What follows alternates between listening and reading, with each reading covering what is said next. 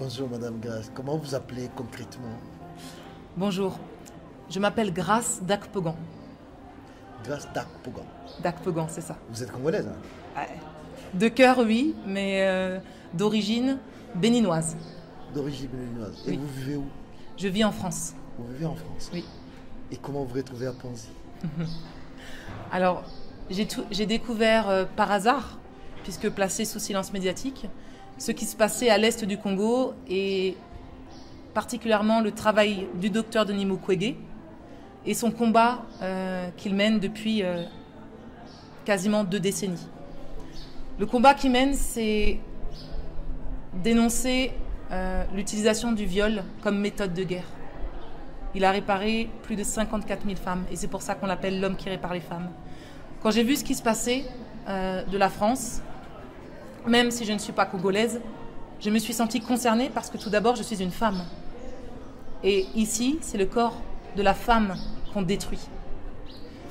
À partir de ce moment-là, donc ça s'est passé en 2014 ou en 2015, à partir de là, je me suis dit que je devais m'engager, faire quelque chose, parce que j'étais au courant.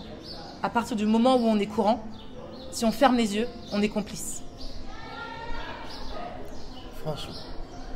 Et vous êtes engagé? Oui. Alors, ça a commencé par l'organisation d'événements caritatifs pour des levées de fonds, pour Panzi. Donc, concrètement, je chante lors de ces soirées. Les gens viennent à ces concerts et font des dons.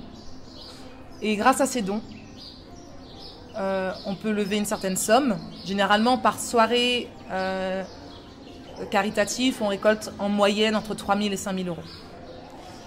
Deuxièmement, ce combat, on le mène aussi à travers des conférences pour dénoncer, mais aussi sensibiliser. Des conférences sur le sujet des mutilations génitales féminines et plus spécifiquement du viol comme méthode de guerre.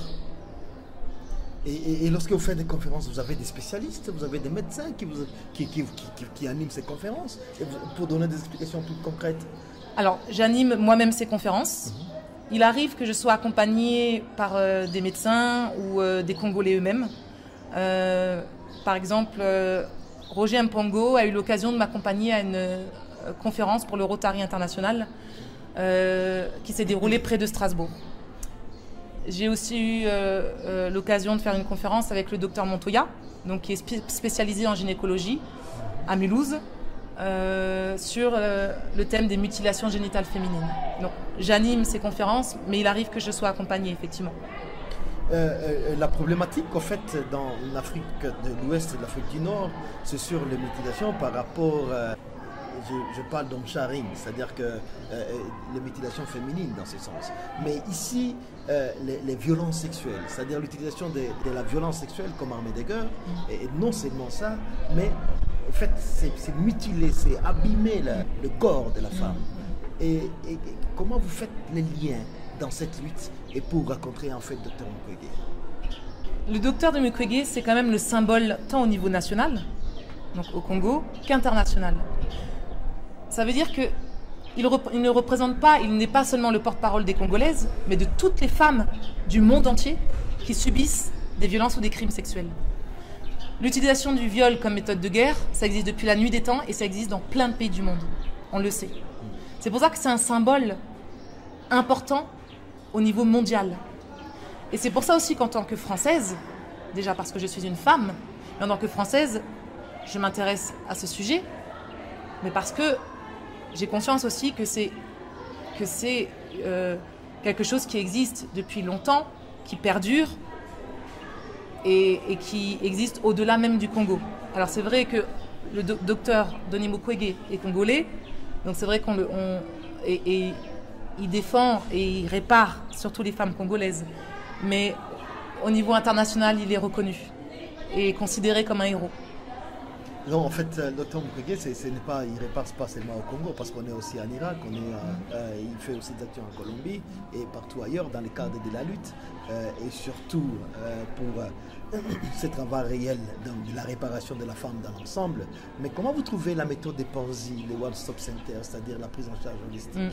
Alors c'est un exemple pour un exemple et pour le reste du monde, puisque la prise en charge holistique est partie de Panzi. La prise en charge holistique, c'est une prise globale, c'est-à-dire qu'on prend en considération le médical, le psychosocial, le socio-économique et le juridique. On prend la patiente ou la survivante dans toute sa globalité. Et cette prise en charge holistique permettra un parcours de guérison plus serein et plus sûr. Vous avez été avec les survivantes. Oui. Vous avez été à Kavumu. Oui. Ça, c'est un lieu mythique, Kavumu. Pourquoi? Parce qu'il y a plus de 50 femmes qui ont été, ou 50 jeunes filles, enfants, de moins de 5 ans, qui ont été violées par un groupe armé. Et ça, c'est mythique. Et le docteur Mukwege a cité Kavumu dans son discours du prix Nobel. Comment vous êtes senti lorsque vous êtes arrivé à Kavumu? Alors, cette mission devait se réaliser samedi. Et là, ça a dû être décalé parce qu'elles ont eu un deuil. Néanmoins, en mission totalement comparable, avec Dr Désiré, on a visité le SVS, donc le service spécialisé de l'hôpital Panzi sur les violences sexuelles. Donc là, j'ai pu voir des patientes, mais je préfère les appeler les survivantes, qui sont atteintes des pathologies les plus graves liées au viol qu'elles ont subi. J'ai rencontré aussi les psychologues cliniciens, l'assistante sociale, les mamans chéries et bien sûr les survivantes. J'ai posé une question assez centrale. Je me suis dit, mais quel âge ont-elles? Est-ce qu'on détruit plus les femmes âgées, les jeunes filles, les femmes adultes? Et on m'a dit quelque chose qui m'a totalement bouleversée, c'est qu'il n'y a pas de limite dans l'âge. On peut autant détruire une personne âgée qu'une enfant de moins de 5 ans. Il n'y a pas de limite dans cette barbarie. Et là, j'avoue que mon sourire s'est effacé de mon visage, alors que je souris tout le temps. Je ne pouvais plus sourire. Et là, les larmes ont coulé sur mon visage. Comment on peut voir ça? Comment on peut savoir ça, ce qui se passe et fermer les yeux devant une telle tragédie? Peu importe que je sois congolaise ou pas. Quand on a connaissance et quand on a vu de ses propres yeux ce qui se passe à Panzi, on doit réagir. Il y a une prise de conscience individuelle, puis une prise de conscience collective. Quand on est au courant et qu'on prend conscience personnellement, notre rôle, c'est de mobiliser les gens autour de nous pour qu'il y ait une prise de conscience collective. Parce que c'est pas seulement Panzi qui doit être investi, mais c'est d'une part la communauté internationale et le monde entier, chaque citoyen, chaque femme. Formidable, Madame Grace. Madame Grace, si vous travaillez à Panzi,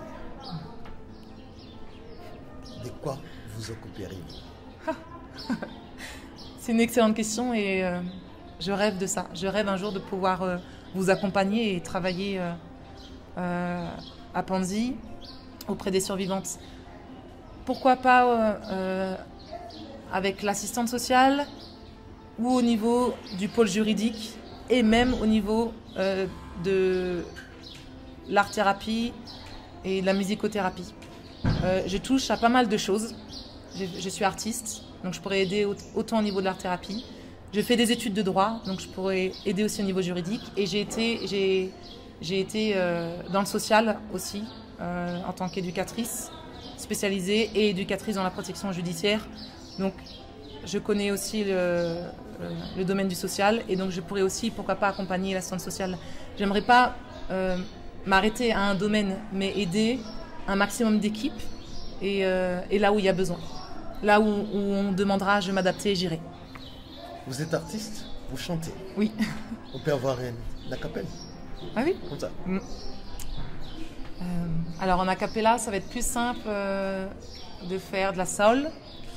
Parce qu'en temps normal, je préfère chanter la variété internationale, pop rock, rock alternatif. Mais là, c'est compliqué sans les effets, donc a cappella.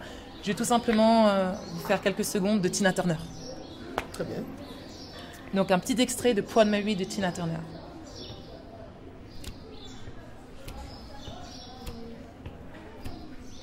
Left a good jump in the tail from the monkey for the man every night and day.